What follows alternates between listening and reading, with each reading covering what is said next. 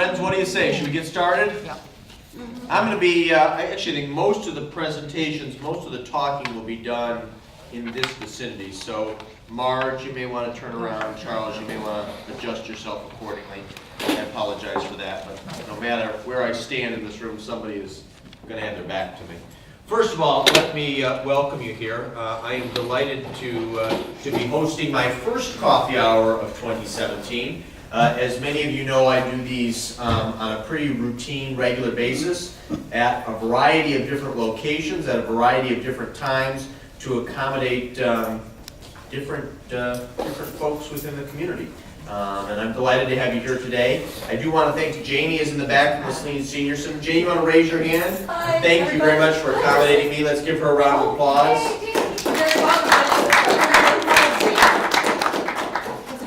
Who else wanted tea?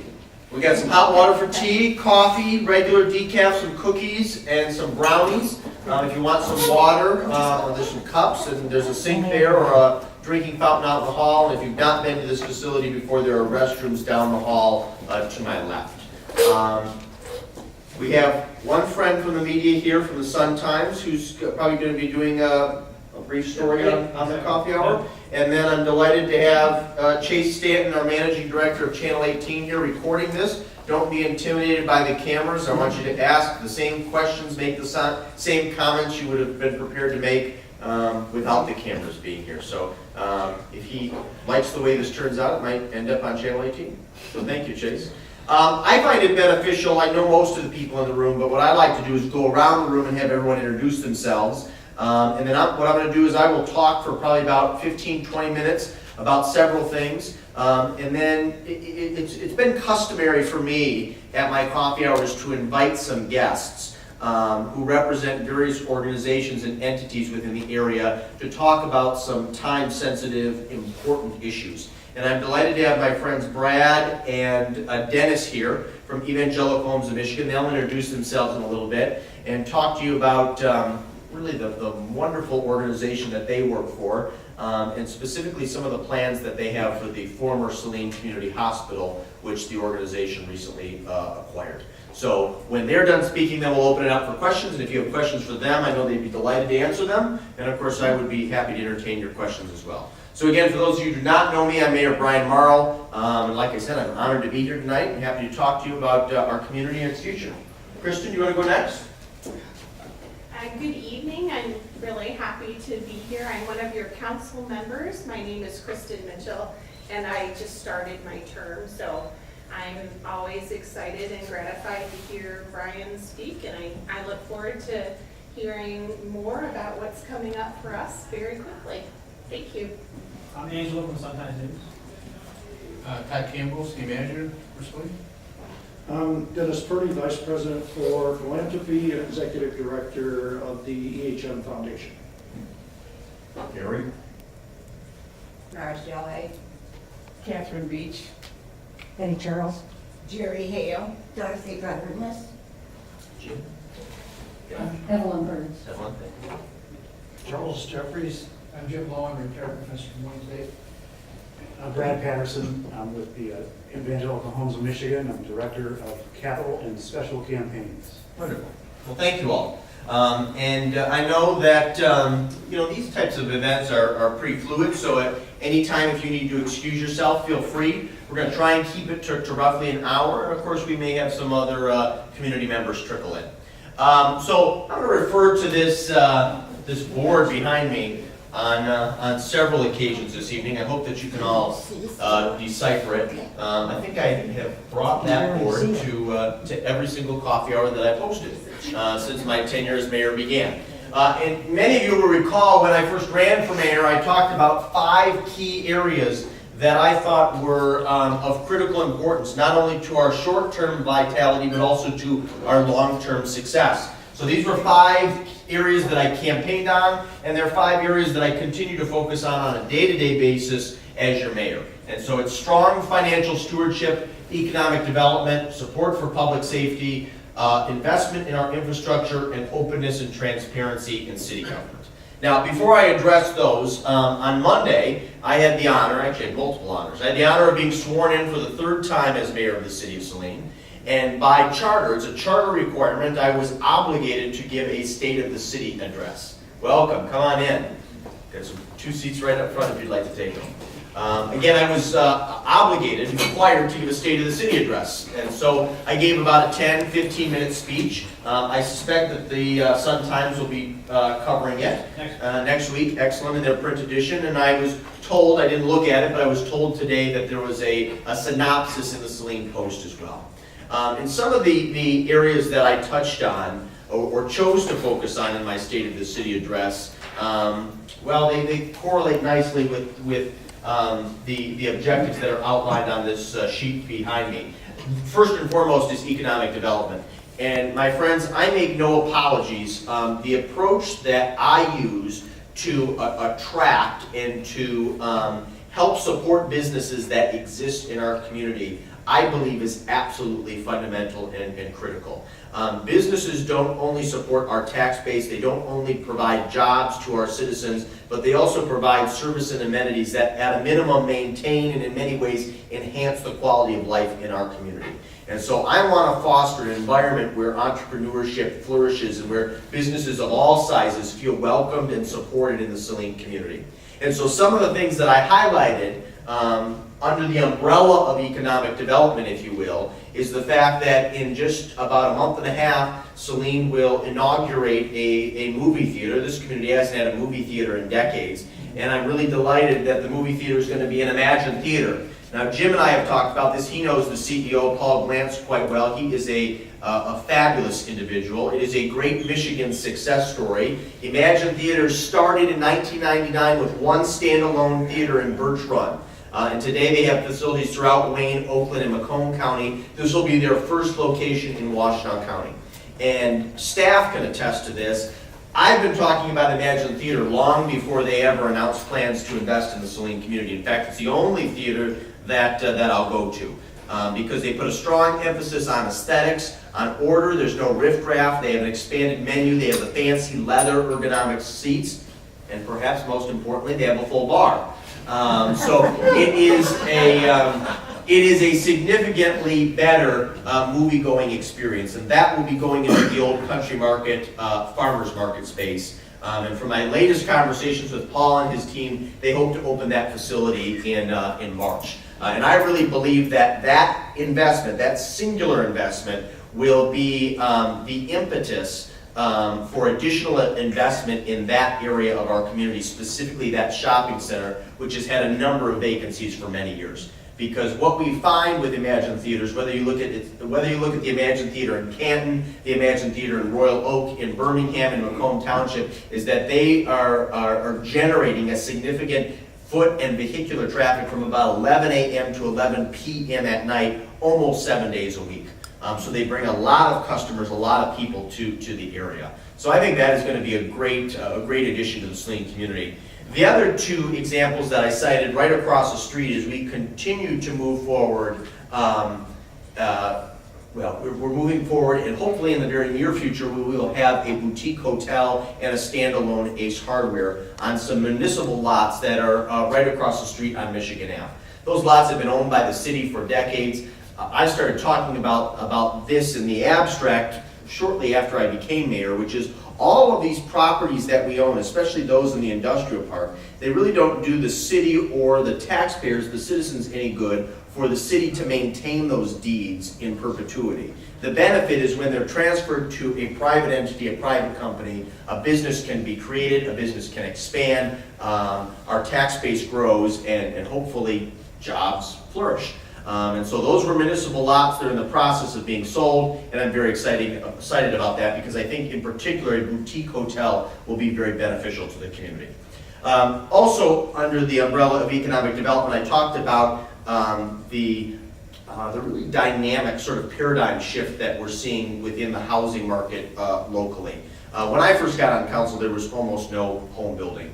And that wasn't exclusive to Saline, that was true throughout southeast Michigan and Washtenaw County. And now we have multiple developments, and I think they're really solid, thoughtful developments. We have Cypress Ridge, which is the former Houghton School property. We have Curtis Bluffs, which is sort of a J-shaped parcel that runs behind the People's House and Oakwood Cemetery on Monroe Street. Right across the street, actually on Monday, I signed documents and we closed on the former Karpinski property. So that has been transferred from public ownership to private ownership. Damian Farrell will be developing that into Fairdean, is what he's calling the development, which will be actually it will help to diversify our housing stock, that's for sure, because the aesthetic is very modern, very contemporary.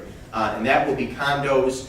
We also have a site that, a development that I believe is forthcoming at the corner of Saline Waterworks and Ann Arbor Street, a property that's been owned by Ed Survell for some time. And I also think that we are very close to seeing a development on the old Escott property on North Ann Arbor Road, just across the street from the mobile home park. And of course, the other one I would cite is Risden Heights condos that Jim Peters is developing right behind Max Acadian Seafood Shack on Henry Street. So this growth in residential housing is a very positive thing. Again, providing more housing options for our citizens and also diversifying the tax base. I'll say this finally as it relates to economic development, is that this year, 2017, a priority of mine personally is to work with the business community, landlords, property owners, and any other interested parties to see what we can do to fill some of these vacancies, these business vacancies that exist throughout our community, specifically in our downtown. Because we want to see boutique, unique, special businesses occupy those spaces because, again, it enriches the community, it creates jobs, in many ways it expands and grows our tax base. So it fulfills a number of very important goals. Yes, Betty? Explain to me the word boutique. Boutique, what I mean by boutique, that's actually an excellent question. So when I say a boutique hotel, I'm talking about a hotel that the aesthetic, the design, the features are very unique to the Saline community. You go, hop on 94 or 96 or 23 and get off at any exit, and you will find a lot of cookie cutter hotels. A Holiday Inn that looks the same as a Holiday Inn 100 miles away. So when I talk about a boutique hotel, I'm talking about something that is very unique to the Saline community in terms of its features and its amenities. Well, what would it have that would make it, I mean, you know, you're going down Michigan Avenue, you've got stores and houses and... Well, first of all, the aesthetic, it would be very nice. The exterior of the building would be unique and different. Some of the features in the rooms, in terms of the decor, would be different.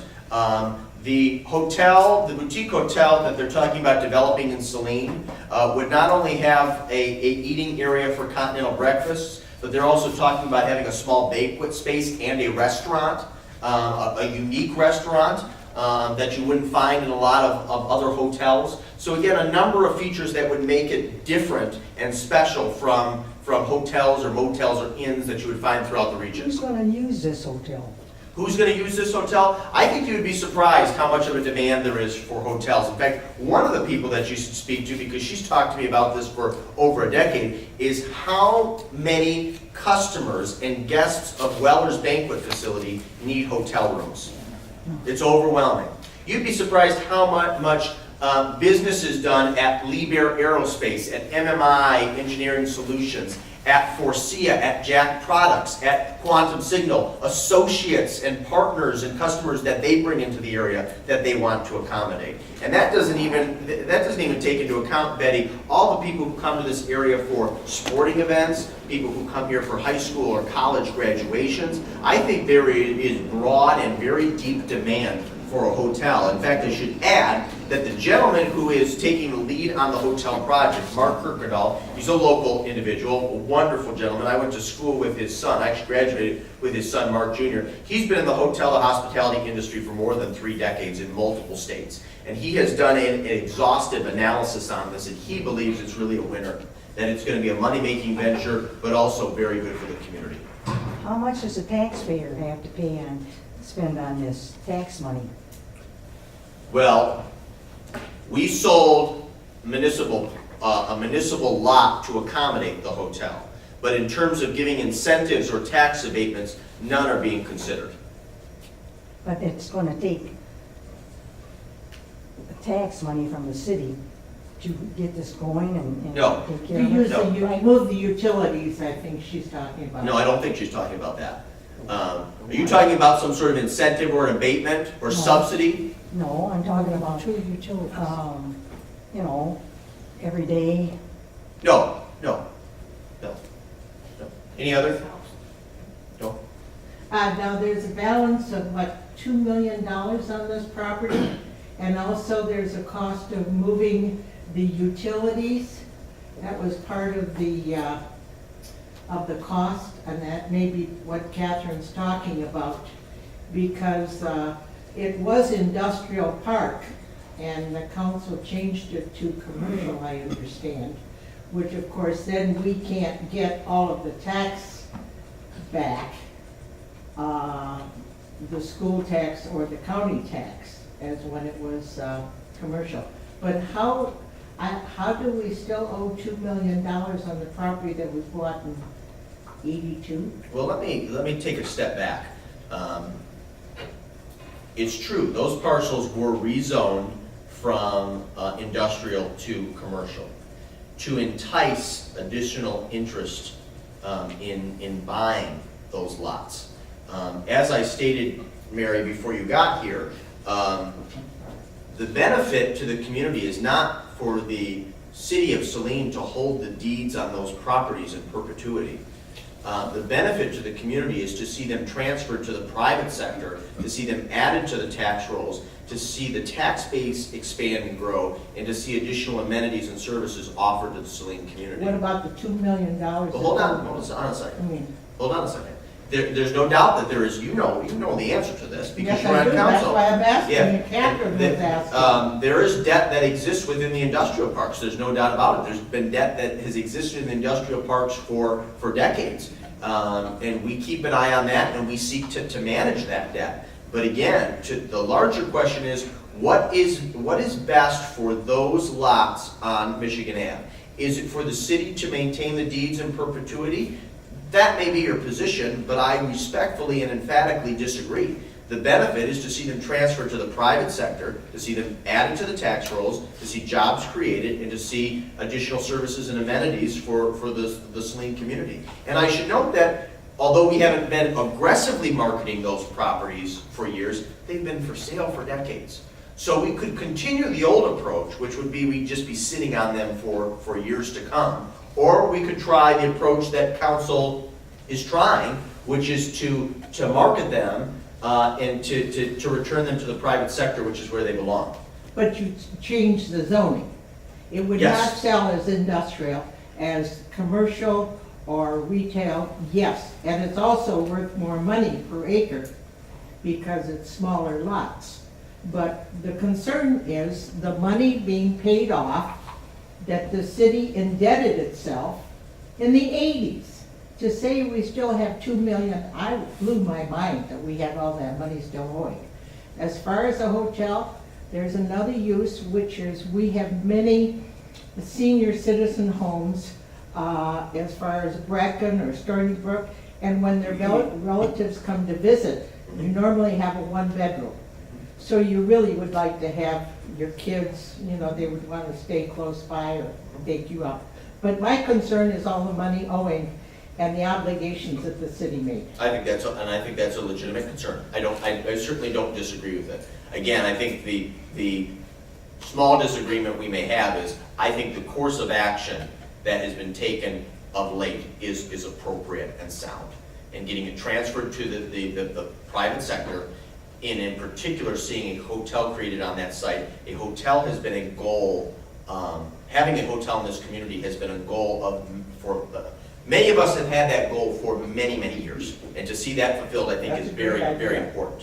So Just cost us one reason. let me finish my list, and then I'm gonna, like I said, I'm gonna turn it over to the gentleman from Evangelical Homes of Michigan, and then we'll open it up for discussion.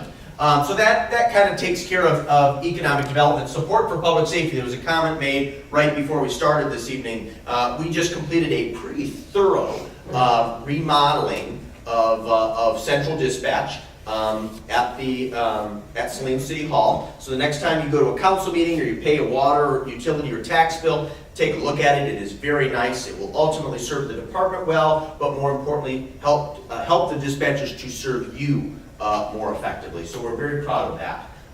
The Saline Police Department and the City of Saline recently completed a second independent review of the Saline Police Department. John Hess, who's the recently retired undersheriff of Kent County, did a review of our police department about a year ago. He just completed a second review. I believe he'll be appearing before Saline City Council to discuss his analysis at our first meeting in February at 7:30 p.m. And the reason that we engaged him is we want to make sure that our police department is a model police department, that it is an effective and cohesive organization that is meeting the needs of the community. So his report is complete, and he'll be sharing it with Saline City Council at our first meeting in February. The only other thing I want to mention as it relates to public safety, and many of you will be probably, hopefully, very pleased to hear this. I am the chair, have been the chair now of the Saline Fire Board. This is my 5th year. And I was delighted that this past summer we expanded, we grew our budget, and now that budget includes funds to pay for 3 additional full-time employees. So now we have 3 full-time firefighters on every single shift. That is in addition to the paid on-call volunteers. And so again, I talk about the importance of effectiveness and cohesion in public safety. That is good for the firefighters' safety to have additional people on staff, but more importantly, it is good for your safety because it allows them to respond in a more effective and deliberate way. And so that's really pleased. We also, and I know Chief Heft shares this sentiment, we were also able to bring some young men onto the force, and that's really a good thing. And hopefully some young men who will choose to stay in the Saline community and serve the department and the citizens for years to come. Investment in infrastructure. I don't know how many people noticed, but this past summer we did have a reconstruction project on US 12. And that reconstruction project is now complete. And I said this on Monday. The reconstructed US 12 and then the simultaneous upgrades to our downtown streetscape, that was a multi-dimensional project with many facets. And while we will not all agree on every improvement, clearly that project, the changes that were made, will benefit this community in pretty profound ways for decades to come. And so overall, I'm very pleased. And I apologize yet again, and I express my appreciation to everyone, because it was an inconvenience and it was an inherent hardship for many of us, including those property owners and business owners in the downtown. And so their perseverance is I greatly admire their perseverance.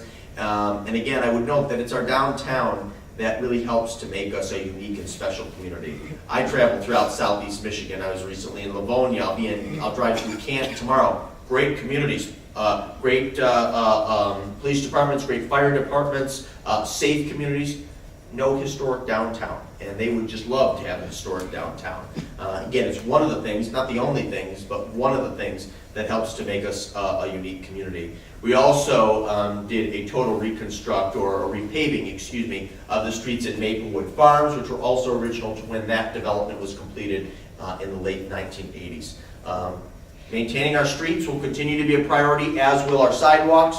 We will continue our sidewalk program this summer to rectify any of those outstanding defects that were not solved with the commercial grinding that we did the last 2 summers. And again, the commercial grinding took care of approximately 85–90% of the defects that exist in our city sidewalk inventory. We've made tremendous progress, but there is more work to be done, and those efforts will continue this spring.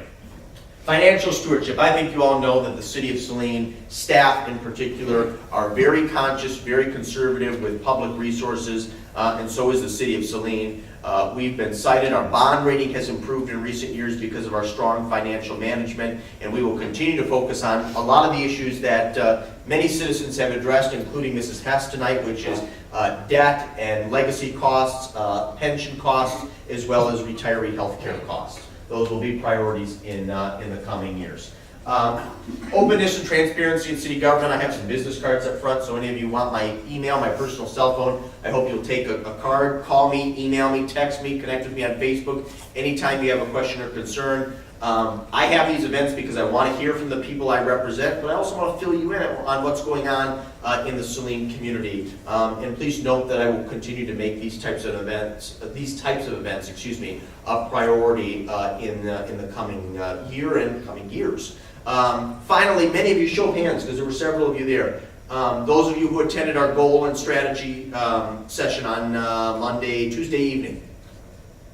Very good. We appreciate you all being there. Hope you found that helpful. I hope that you shared a number of thoughts and ideas and concerns. And City Council and department heads will be meeting to discuss, we'll be meeting to discuss Tuesday night, this Saturday, Todd, you can correct me if I'm wrong, this Saturday from 9 to 1 at the old community room at the former Saline Hospital.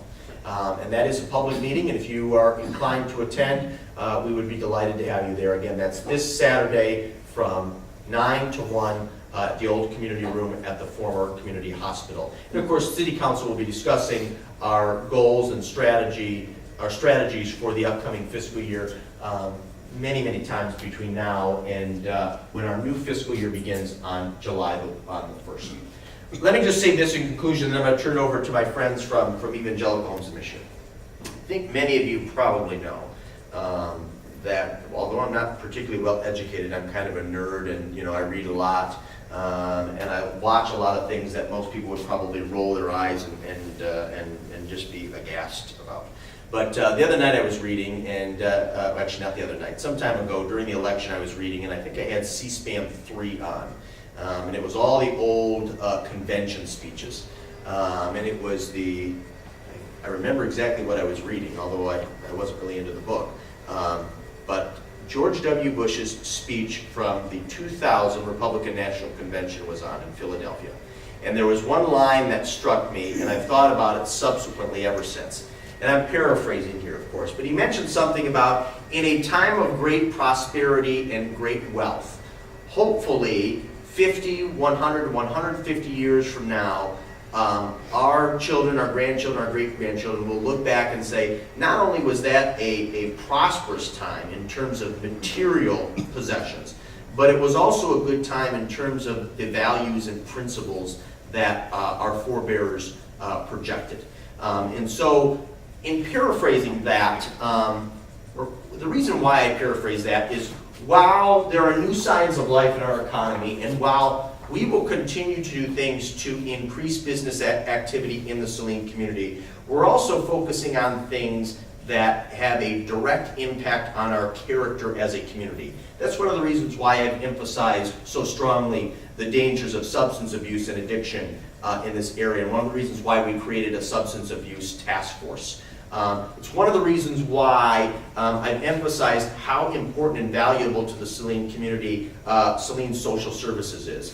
And many of you know that group was really struggling 3-4 years ago, and they have come back with a vengeance, for lack of a better way to talk about it, and are really a stronger organization now, and are really effectively serving the needs of those who are marginalized and those that need help within our community. It's one of the reasons why in my State of the City address on Monday I talked about a non-discrimination ordinance to make sure that everybody, we all have the freedom of association, we all have the right to believe that, we all have the right to believe whatever it is we want to believe, but everybody in the Saline community should feel welcome and safe, regardless of their race, religion, orientation, income, background, you name it. So again, I'll be focusing on growing, nurturing the local economy, making sure that there are jobs and amenities for the community. But please know that we'll also try and set a really high, the tone that we set at city government will be strong, and the values that we project as a community will be something that will be admired, I believe, for years to come. I just want to, I know that may have seemed like an odd thing to segue on, but I wanted to touch on that because I do believe it's important.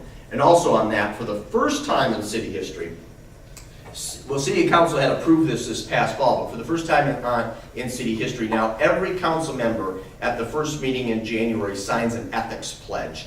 that's signed and then put on file in the clerk's office. And again, that reflects the values that we should possess, not only as elected officials, but also as a community, and talks about the importance of openness in policy making, transparency, fairness, and conducting yourself with dignity and respect in regards to interactions with the public and your fellow elected and appointed officials. So if you'd like to take a look at that document, I'd be happy to share it with you. It was developed over the course of many, many months. So, hope that wasn't too long-winded.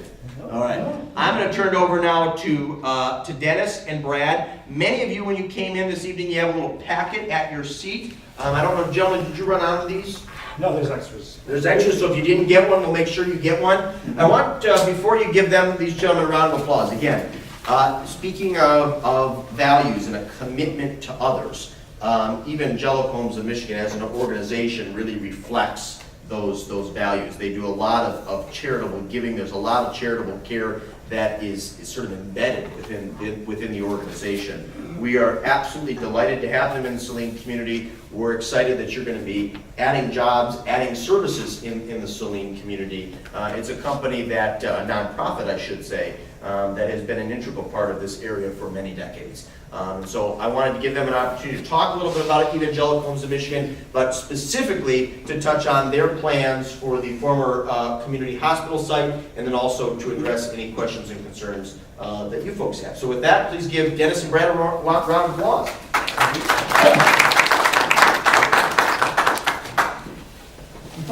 We thought what we'd do tonight is I'll give you a general overview of what used to be Evangelical Homes of Michigan. And then Brad will specifically talk about our plans for, we call it the Center for Innovation and Education, what used to be the old Saline Hospital. So just to give you a little background about Evangelical Homes of Michigan, one of the things that we always do is continue to look at the services we provide. Who is it that we're serving? Does our name reflect all of the care that we give? And so this year, we're announcing a name change. We will no longer be Evangelical Homes of Michigan. We'll be known as EHM Senior Solutions. So that we're in the transition stage now. You may hear both of those names, but by the end of this year, we'll totally be known as EHM Senior Solutions. Back in September 23rd, we created a foundation, which is a first for us, but we also didn't want to give up our heritage. And so our foundation will continue to be called Evangelical Homes of Michigan Foundation. So we will maintain our heritage, but most of you in the community will no longer know us as Evangelical Homes of Michigan. It'll be Evangelical Senior Solutions, or I'm sorry, EHM Senior Solutions. Why did we do that? Because really two reasons. First, Evangelical over the years, and we are 137 years old, and over the years, Evangelical has taken on a connotation all of its own, depending on what side of the fence you are. And so sometimes that word alone didn't reflect what we totally do. And then one of our fastest growing areas happens to be here in your own home. And the word home over the years has signified an old people's home, a nursing home, our facilities. And so we thought that might be a little outdated too. And so consequently, we wanted to take the word home and modify it as to what we really do. So that's why we call ourselves now EHM Senior Solutions. I was just looking at Brian's board here, and I was telling Brad, it's not bad. We fit into at least two of your, and maybe three of your five priorities here. One is economic development. For those of you that know us, we have Brecken Village here. In 2008, we created a memory support center. Saline Home has been here since 1974. Been attached to what used to be the hospital. Back in, it was somewhere around 10 years or so ago, the hospital closed their inpatient rooms. 2010. And we purchased about 22,000 square feet of what used to be the inpatient rooms and created the Reddy's Center for Rehabilitation and Healthy Living. And then, once the hospital closed, one of our thought processes was, geez, we're already attached to it, what about us? You know, can we use that space? And throughout our discussion process, one of the things that we continued to think about was, that's an awful, huge community asset to just be sitting there and producing nothing. Much like you talked about your vacant lots, it would have been a community asset that was absolutely producing nothing. And so we entered into negotiations with St. Joe Mercy, Trinity Health, if you will, and in June we purchased what used to be the hospital. So we now have about 100,000 square feet that we didn't have a year ago. And Brad will tell you a little bit more about what our plans are with that. So we feel that we're kind of meeting your economic development and your investment in your infrastructure. There's been $13 million worth of your community dollars that went into that facility, and we are so grateful that you had the foresight for your $13 million that went into it. And it sure would have been a shame to have that just sit there and do absolutely nothing with the amount of community money that went in. So we're glad that we can help you preserve a community asset that you worked extremely hard to build. So we appreciate that. We employ about 500 people in the Saline area. We're probably not one of the biggest organizations that employ people, but we're not one of the smallest ones either. So we do provide a lot of jobs in the area. We can't exactly tell you how many jobs will be created when the Center for Innovation and Education gets completed, but we will be able to increase the job output once that happens. We also pride ourselves on being involved in the community. Some of you may not know, but in several years we've sponsored the flower baskets downtown that are on your lamp posts. We have sponsored the Santa Parade downtown. We supply the Santa bags for your parade that's downtown, and so we pride ourselves on being a great community supporter as well. We do. Thank you. Internally, we do have a committee that's called our Community Outreach and Social Accountability Committee. And one of the things that they do is they get together and say, okay, how can we support the communities where we live? And over the years, the last 3 years now, 4 starting in February, one of the things that they always do is a food drive. And so we help stock the food pantries and where we do business, and the Saline Social Services here happens to be the recipient of our food drive for the area of Saline here. So we try to be a good corporate citizen. You guys have been extremely supportive of us, and we totally appreciate that. And we just want to return what we can in that. So that gives you a real brief history of who we are, and Brad will kind of fill you in on what our plans are in terms of the center. Well, thank you, Dennis. I am Brad Patterson. I'm the Director of Capital and Special Projects for Evangelical Homes of Michigan, now EHM Senior Solutions. And as Dennis mentioned, we had an opportunity to purchase the former Saline Community Hospital. And that sale went through in June of last year.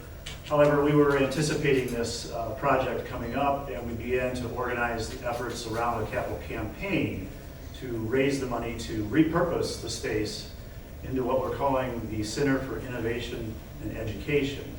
And that has really been based out of a number of processes. We, as a board, authorized a capital campaign in January of last year for approximately $850,000 to renovate the space to our needs, and then began to think about what would the needs be. But we also have a history, as Dennis mentioned, of being responsive to communities and listening to communities and investing in what the communities may need. This gave us a unique opportunity to back up and ask Saline residents what they'd like to see in the facility. We hosted a number of community forums. We had a survey out. We had a number of methodologies to gather information. And we also had a campaign cabinet of community leaders that helped us craft the case. And the case that we're working on is the case in the right-hand side of your packets there on your tables. And what we ultimately came up with is to be responsive to this community. Not only did we want to fit into those priorities, but we wanted to listen and craft our case. The final case ended up with really 4 pillars, and these are community, innovation, health and wellness, and program expansion. And within each of these areas, there is really something for the Saline community. What we hope to be able to create is, again, a center that reinvigorates the initial investment that the community made through St. Joe Trinity and leverages it. So we are, as Dennis mentioned, creating jobs. We're not quite sure how many new jobs will be created, but there will be quite a few. In crafting the case, what we wanted to be able to do is we have a history of partnering with other nonprofits and community groups to leverage their assets where we have common interests. And Arbor Hospice came to us in January of 2016 with a unique opportunity. They asked us if we would consider essentially being their landlord at the evangelical home space and allowing them to renovate our H wing of that home. We agreed to do so, and they moved in, and that's not the only synergy we have with other nonprofits. So we are now the proud partners with Arbor Hospice for a brand new hospice facility here in Saline, in the Saline community. We also had a need to bring our community, our own staff, closer together, and we expect synergies to come out of that. So we're housing a lot more of our staff in the center. So there will be new employees added to the local community here as workers. We have a great belief in partnering with other entities within the community. And so we wanted to have a partnership with the schools, and we're proud to announce that we are developing a STEAM partnership with the Saline area schools. We are looking at doing curriculum like job shadowing, medical technology. We're looking at, and this will evolve, but we're seeking to have other nonprofits join us in the space and have it be an incubation space, which will happen along our lines of continuum of care for senior care, which is post-acute care, really. It's everything that happens outside of the hospital, if you will. One of the things that we hope to do under the community pillar is to have an opportunity to reinvigorate our volunteers. As you may know, the auxiliary that was at St. Joe was very strong. And many of those members have agreed to come back and partner with us. So we are starting a new HR and volunteer office that will offer job shadowing. We will have training for students in interview process. We will also be reaching out to a variety of nonprofits. We have plans to talk to the Saline area social services on food provisions. You may not know this, but we provide up to 10,000 meals a year, and they're delivered through the senior center here for the local area. So we are the main provider for I guess if you will call it Meals on Wheels. It's home delivered meals. That's what we call it. Another thing that we looked at is innovation, and we, as an organization, are really value our proposition, if you will. The strongest one is that we are a leader in technology innovations for senior care, and that is something that will only grow. But not only innovation in training We'd like to be a regional center for nurse training, best practices, fall-proof training.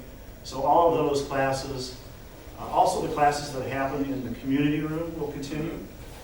So as you look through this case, you'll see that there's something for really every facet of the Saline community. And as Dennis mentioned, we hit on really financial stewardship because we're preserving an asset in partnership with the city. We are adding jobs, and we are investing in the city's infrastructure through doing this project. One of the neat things that's happened, you all may know the 212 Arts Center that was on Michigan Avenue. They are now housed in our facility. And the reason that is because, well, it wasn't only just the right thing to do. They're with us now because they augment our continuum of care. Various forms of art therapy they've agreed to do with our clients and residents. So that's a very good outcome, but not only is it an example of the kinds of partnerships that we'd like to develop further in the community. Under innovation, we'd like to bring in more technology companies and incubate them where they may either come to fruition, become large enough to move to another space, but we hope to be able to strengthen this community's technological advantages through those partnerships. We also have a focus on health and wellness that we want to be able to expand our service delivery footprint in the health and wellness area. We're going to have a demonstration kitchen located in the facility, somewhere close to where their community room is currently. That will be open to the public, where we'll teach nutrition classes. We'll have a variety of other programming for that. We are also going to renovate the former kitchen in the basement of the hospital and turn it into what we'll have as an open cafe for the community. We'll be on a sliding fee scale. If you're unable to pay, you will be able to eat. So we're hoping to address food security here in that way. Not that this is exactly a food desert, but it will help. And it will also offer us the flexibility to grow our home delivered meal program from about 10,000 to 17,000. There's a need for that that we have uncovered in the community. And then finally, I don't want to go through the entire case here because I can see Brian's getting twitchy and looking at his watch. It's a fit. I'd like to take a look at this final tab here, program expansion. And under program expansion, what we are doing, this is based on a market study that we did a number of years ago, actually, I guess it was 2015, we did the market study. And what it said to us is we were looking at outpatient therapy as an expansion need in the region. And the market study came back and said, well, where you need to put it is down here in Saline. It doesn't need to be up in Ann Arbor. They're saturated. We have the opportunity here. So we are going to be expanding. Have you all been to the Ready Center or seen the Ready Center? Many of you have. It's a state-of-the-art rehabilitation center. And what we're going to be able to do is mirror that for outpatient in the former hospital. So we're well on our way. We'll have some unique equipment. We have a underwater tank, if you will. You get in this thing, and it's like a walk-in tub, and we're going to be installing that in the facility. So it's a hydro tank, and you walk in buoyancy in water up to your chest with a jet running against you, and the water goes in and out in 2 minutes, and it's 90-degree water, 85. But anyway, it's very nice. So there's many other, as you again look through this materials, there's many other opportunities that will come, and that's kind of why we're a little evasive on the exact number of jobs. But we are open to partnerships. We would like to talk to any companies that are interested in technology space. We are looking to further partner with nonprofits in the community that may be emerging, may need a helping hand up to spread their wings, if you will. So that's what we're hoping to do. And the campaign itself, I'm pleased to announce, again, was authorized as an $850,000 campaign. Our culture is generally to ask for, from the community, about 1/3 of what we need to complete a project.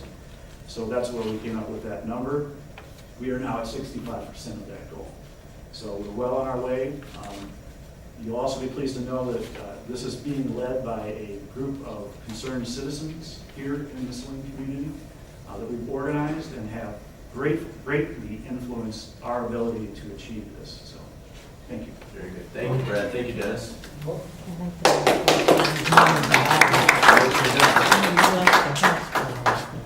We're going to open up for questions, and you can ask questions of either myself or of Brad and Dennis. One thing I did fail to touch on, and I guess it would be most appropriate to mention it under the umbrella of investment in our infrastructure. Most people are aware of the fact that over the past 2 years, we have now completed a multi-million-dollar rehab of our wastewater treatment plant on Monroe Street.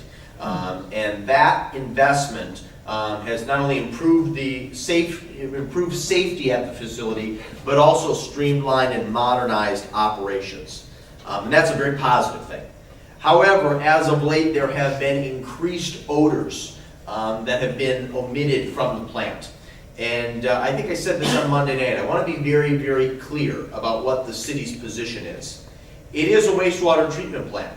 And on occasion, there are going to be odors. But the severity and frequency of the odors of late is simply unacceptable. So, noting all that, City Council convened a special work meeting about a month ago and subsequently awarded a contract to Webster Environmental, which is an outfit that does analysis on wastewater treatment plants, has done those types of analyses for over, I think, 3-4 decades, and has done them throughout North America, I believe in every one of our 50 states. They started their review, they will complete it this spring, and they hope to be able to pinpoint what the deficiencies are so that we can correct the problem. I will also state this, that in the past when there have been odor issues, and all this predates my tenure as both mayor and as a city council member, in the past when there were odor issues, the city often worked very expeditiously and in good faith to resolve the issues. But they didn't always have the data to make the right decision.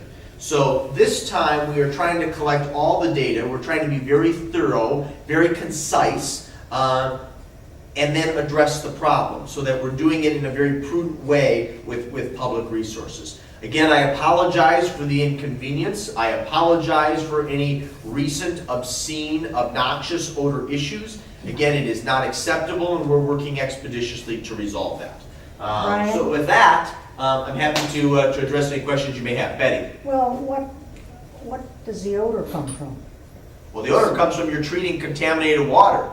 I know, but what's contaminating the water? Well, it's fecal matter. Sewage. Yeah, it's Oh, sewage. really? Yeah. They don't have any way to sieve that out? That's what they're trying Well, that's what the plant does. It's a process for cleaning that. But it obviously is not doing it then, huh? Well, it's cleaning the water. There's no issues about the water being cleaned and Yeah, treated. It's just on occasions there are odors that are being omitted and then smelled at adjacent properties. I'll be darned. Yeah. That's what sewage treatment's plant do. Regarding, of course, Evangelical Home, which is very, very good to the city, and we are good to the city. You are talking to a group of ladies who were here probably before Brian was born, that gave money, a 2-year commitment to build a hospital. And we lost a lot of employees when that closed. And what was I think the big insult to me was that the emergency left. And I understand the professional building behind is still owned by St. Joe? That's correct. Okay, so I'm hoping maybe our city council would put the nudge as far as maybe bring the emergency back to the city, because you have our sickness, our dying covered. Denise Rabidou had said something about a nursery going in there. We currently have a play and learn, which is actually right next to, Okay. excuse me, where Arbor Hospice went in. Okay. We have about 67 kids that we provide day service for. Okay. but that was there before. That was there before, yeah, Okay. correct. Thank you. Well, let me say this to Mrs. Hess's question and comment. I actually think, I mean, you're pretty much spot on. And my position over the years has been, well, if it's been ambiguous to anybody, that's on you, because I don't know how I could have been more articulate. This community deserves, this community needs a 24-hour emergency room. I mean, I don't know how anybody could debate that. And I was extremely disappointed when St. Joe Trinity Health announced that they were closing our emergency room. I would note, without notifying either myself or anyone at Saline City Hall. And I remember I was in Lansing that day, and I fired off a very quick press statement expressing my disappointment and the fact that as a courtesy they didn't reach out to the mayor or any of the senior staff at City Hall. And subsequently, I know that the city manager was out of the office that day, but the city treasurer and I met with the senior leadership of St. Joe at the time, Robin Damschroeder and Rob Casselou, who had both moved on. And it was a polite and cordial meeting, but we had to agree to disagree. And I was just as emphatic as I am with you now. This community deserves a 24-hour emergency room. It's integral to our well-being and our quality of life. And we will continue to advocate for restoration of a 24-hour emergency room. Now, Brian, you know that if there's anything, the residents of the school district and Milan, because they put a lot of money into the Saline Community Hospital also. You know that we are here, be it a petition, be it whatever, to help the Saline or the St. Joe Mercy Hospital to at least bring a urgent care. Well, and this is the other thing that I would note. Saline is not unique. This is happening throughout the region, throughout the Midwest, throughout the nation, which is small, community-based hospitals are being absorbed by larger conglomerates and then consolidated. But we're unique, Brian. We are. I'm not saying We're not that. gonna go into I'm that. not going to say that the standard and the norm is acceptable. I'm just acknowledging what the facts on the ground are, and it's very disappointing. It's very disappointing. I can speak to Please, that. yeah, well, you're in the field. I'm in the field, so my name is Kristen Mitchell. For those of you who have come in, I have a master's degree in health administration. I have worked for Trinity Health and Patient Experience, and I currently work at University of Michigan Medical School, and I train medical students in patient experience skills. I think the trend that Brian is noting, that these critical access care points are shrinking. We are having bigger systems because of cost. And one of the things that I do see an area of growth in is medical groups like IHA, which is actually one of the highest quality care physicians groups in the country, and they're in our backyard.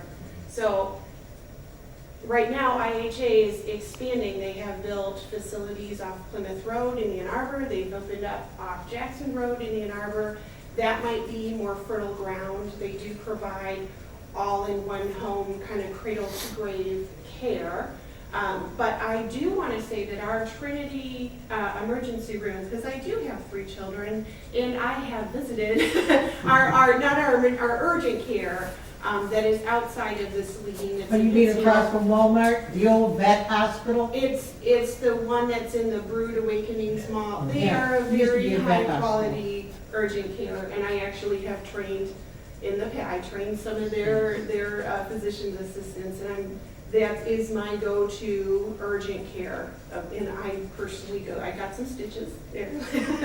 So that's the best we can do, but I'd love to see if we could work with some medical groups, because that seems to be where the industry trend is going. So if that's of any help. That's helpful. Yeah. That's helpful.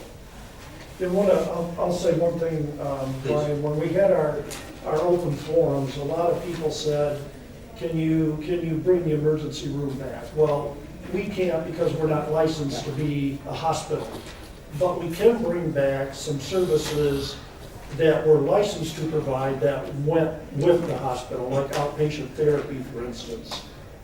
We still have 3 doctors in what used to be the hospital, Orthopedic. in particular orthopedic. There are 2 doctors that we're in conversation with right now that left North Ann Arbor and now are interested in coming back because their practices are here. And so we continue to try to fill a void when the hospital left, but we can't fill all of the services. But we're trying to provide the community for what we are able to do. And so we continue to listen to you. What are your needs? People said, well, geez, can you leave X-ray and can you leave a lab? You know, if we have to lose anything, can we hold on to those? There is an X-ray room still there. However, it is limited to the doctor's offices that are there. But we continue to have that X-ray room there, and we are talking about a lab. That's very, very preliminary. And again, we would have to do some licensing procedures for that, but That's very promising. we try to continue to provide what we can to the community that you lost. Other questions?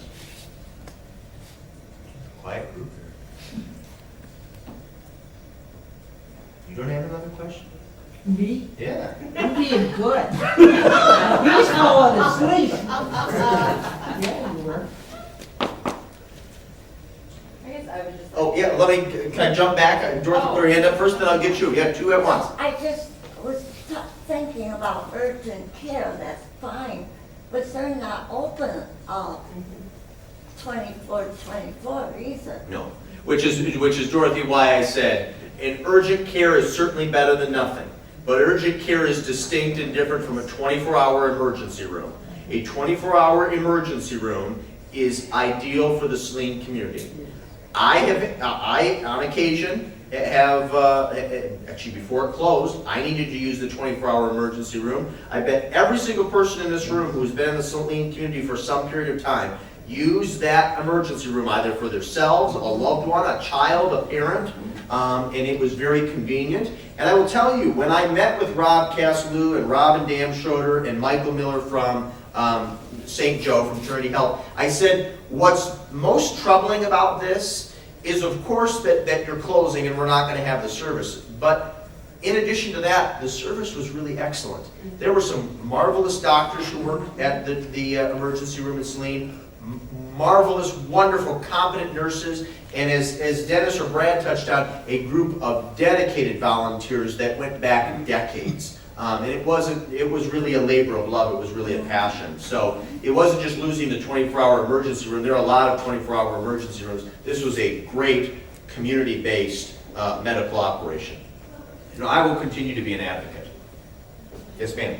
I didn't have a question so much as just a comment. I just wanted to thank you for what you said towards the end of your speech about the character of our community. And I think the non-discrimination policy is something that I was really happy to hear about, that the city was pursuing that. And I'd like to just kind of learn more about that and what that means for the community.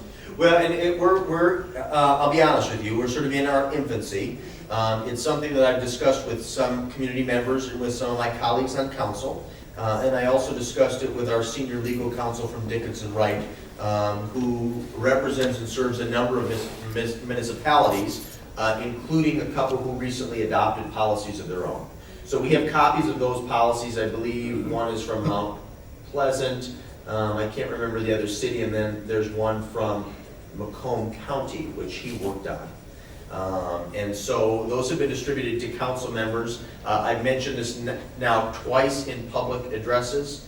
And so I hope to follow up with my council colleagues and discuss what specifically they want to see in the document.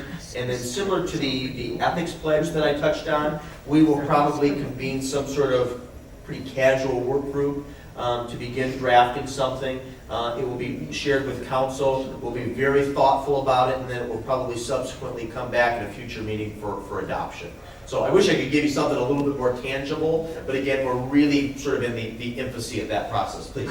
I can actually speak because Councilmember Dean Gearbaugh has forwarded me that information, and so I have made a study of the different models that, whether you could create a human rights commission versus the model where the city manager handles complaints and the penalties. So if you want to speak afterwards, I'm happy to give you the bit that I know from studying these different ordinances that Brian mentioned. And we're also happy to share with you the examples that we are currently reviewing. And I would note, as it relates to a Human Rights Commission years ago, and this would have been true when Mrs. Hess was on council, there was a Civil Rights Commission in the city of Saline, which has probably been defunct now for 10, 15 years, maybe even more. It was defunct by the time I got on council, which would have been in January of 2009. So that's also something to consider resurrecting and seeing if that would be viable and beneficial to the community. Yes, ma'am. I was gonna mention the Civil Rights Commission. The other thing is the hospice part of the evangelical home, is that open yet, or is that to be open? No, funny you should mention that. Our hospice actually moved their patients in today. Oh. Yeah, there was about a 4-month lag time. Anytime you transport patients, you have to get an okay from the state to do it. Government. They submitted their transport, even though it was on Oak Valley to here, they had to wait 4 months to get the okay to transport their patients. They finally got that, and they officially have put them in today. Because we did the ribbon cutting, if I recall, the grand opening, so to speak, was the day before the election. That's correct. It's a beautiful facility. I don't wanna go there. And say what? She doesn't want to go there. I want to go. I want to live there. I'll tell you, I think in all seriousness, I think we all know people who at the end of their lives, when nothing could be done, it is a real blessing and miracle to many. And I think it's a marvelous addition to the community. And as Brad and Dennis said, I think it is I think it's a terrific partnership between two organizations that have a lot of continuity and overlap. So I think it'll be great for the Saline community. How many beds does it have?